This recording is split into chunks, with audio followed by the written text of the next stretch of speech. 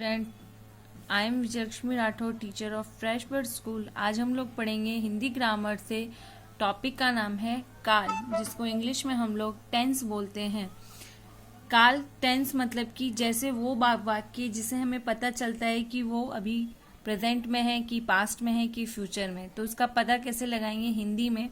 तो देखिए, सबसे पहले सेंटेंस लिखा है राम विद्यालय चला गया, दूसरा लिखा है राम विद्यालय जा रहा है और तीसरा लिखा है राम विद्यालय जाएगा। तीनों वाक्य अलग अलग हैं और अलग अलग समय पर हो रहे, तो हमें जिस प्रकार के समय की जानकारी मिलती है क्रिया से, उसी को हम लोग काल कहते हैं। तो काल का अगर डेफिनेशन होगा तो पूरा कैसे लिखेंगे?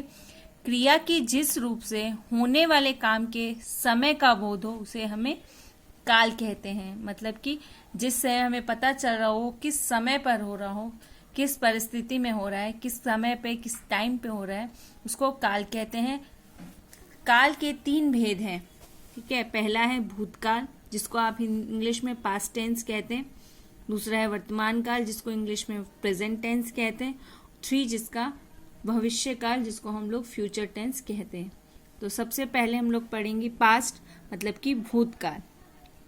क्रिया के जिस रूप से ये पता चले कि घटना बीते हुए समय में हो चुकी है, मतलब कि समय बीत चुका है, हम लोग उस कार्य को कर चुके हैं पूरा। जैसे देखो, यहाँ दो सेंटेंस है, सलमा पढ़ रही थी, राधिका सो चुकी थी।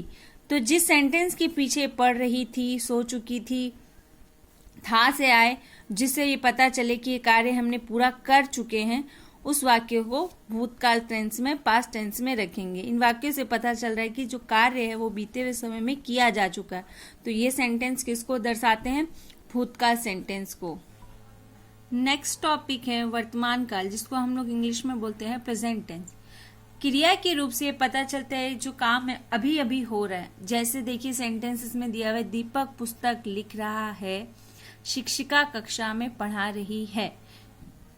जिस सेंटेंस के पीछे लिख रहा है, पढ़ा रही है आ रहा है, मतलब कि जिस कार्य से, जिस सेंटेंस से हमें पता चले कि वो कार्य अभी हो रहा है, वो सेंटेंस हमें प्रेजेंट टेंस को दर्शाते हैं।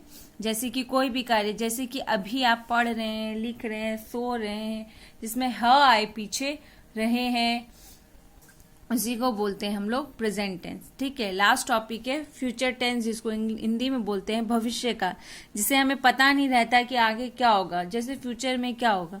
जैसे क्रिया की जिस रूप से पता चले कि क्रिया आने वाले समय में होने वाली है।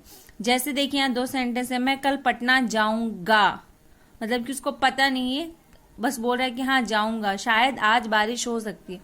तो जाऊंगा, होगी, इन सब से पता चलता है कि यह आने वाले समय में बता रही है, ये हुआ नहीं है ना हो रहा है, आने वाले समय में होगा।